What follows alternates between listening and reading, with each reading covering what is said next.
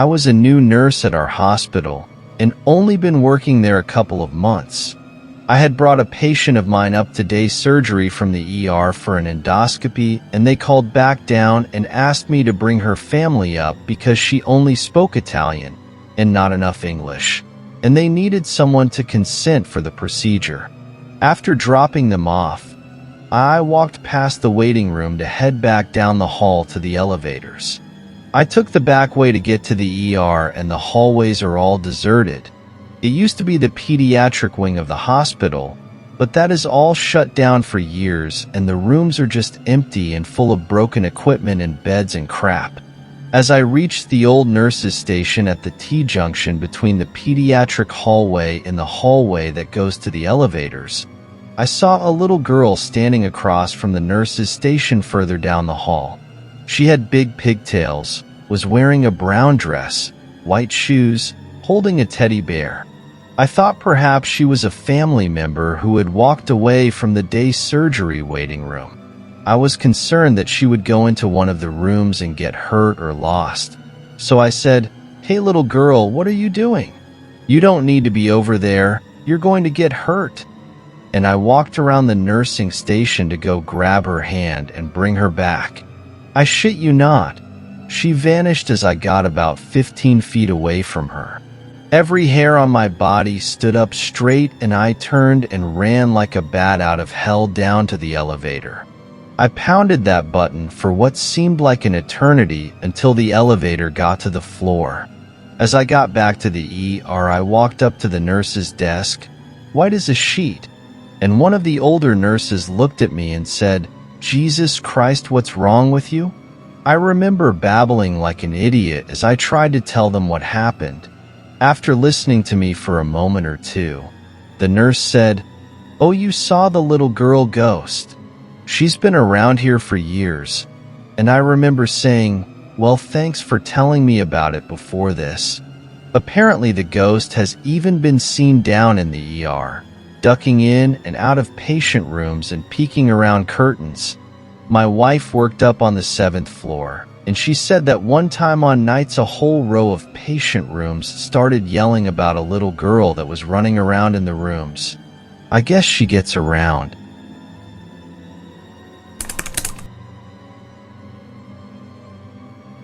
I'm not a doctor, but I'm a nurse. I work with geriatric patients, and there was this incident about 3 years ago.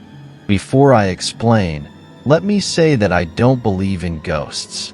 Anyway, this one time I was working the night shift and I was super sleepy, so I decided to skip lunch because I wasn't hungry and go to my car and sleep for 30 minutes. I got inside my car, covered myself with my sweater, set the timer on my phone, and immediately knocked out.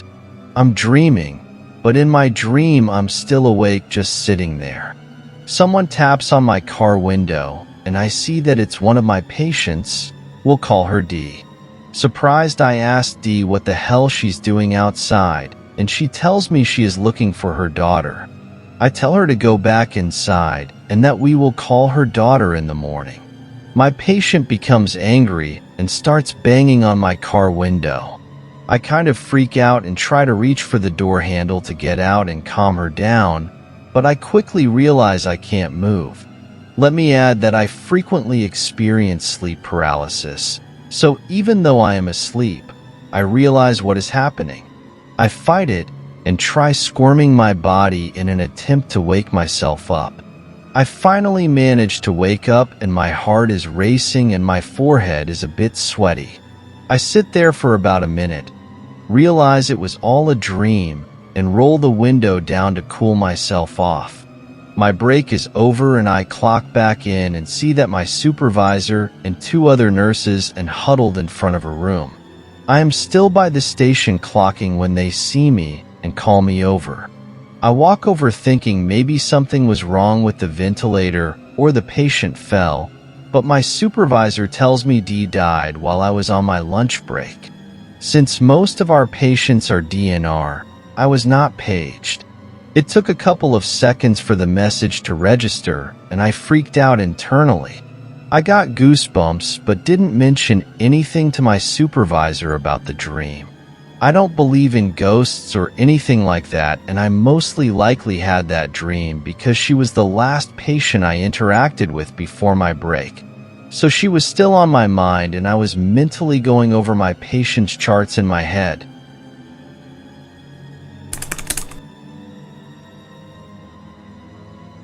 As a tech in psych years ago, there was a 7-year-old kid sent to the floor because the mom didn't know what to do with him. Sadly, common thing to happen, even if the kids don't have psych issues. Anyway, the mom was shaking and crying, and they had to take the kid into another room.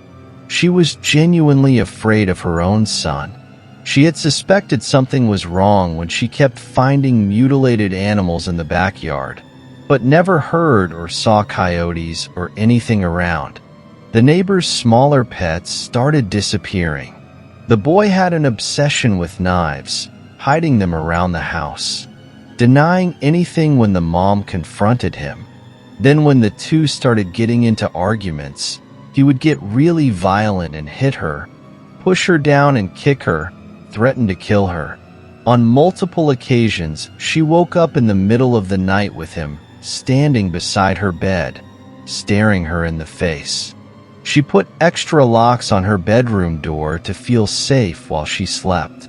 The last straw was when she lifted up his mattress and found more than 50 knives of all shapes and sizes under there. So she brought him to us.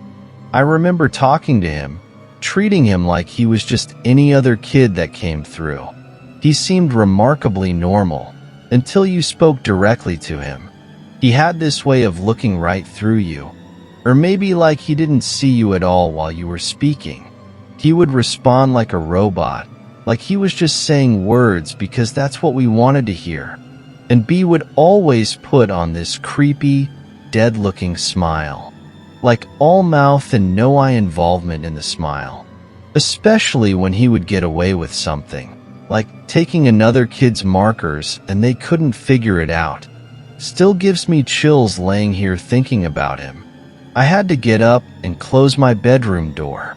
I believe I met a 7-year-old psychopath.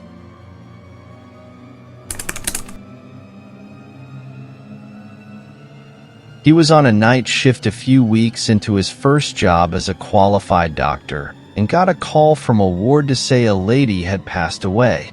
An expected death, hence he hadn't been called about her before, and could he come verify and do the paperwork.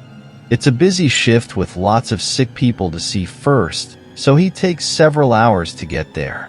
He goes up, and they tell him she's in room 8.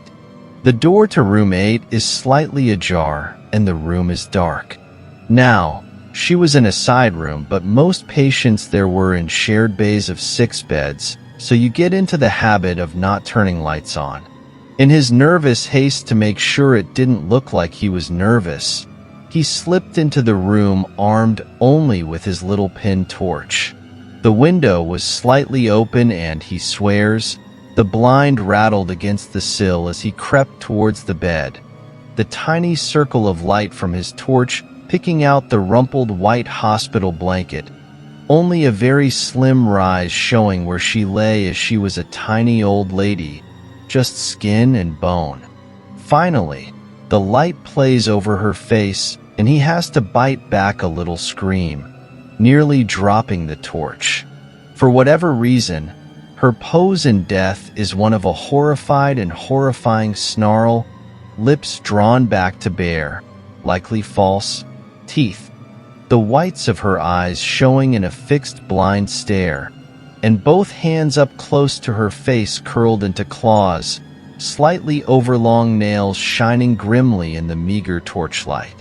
Now, to verify a death, the doctor has to listen for heart and breath sounds for 2 minutes while feeling for a pulse, check for pupil reactions, and check for no response to pain. He flicked the torch dutifully across her glaring eyes, forcing himself to shuffle close enough to touch, first to check for response to pain and then to settle shaking fingers on her throat, so close to those furiously grinning teeth, to feel for a pulse, To get his stethoscope under the collar of her gown under the blankets, he has to lean in even closer, almost nose to nose with her now, unable to draw his gaze away from hers.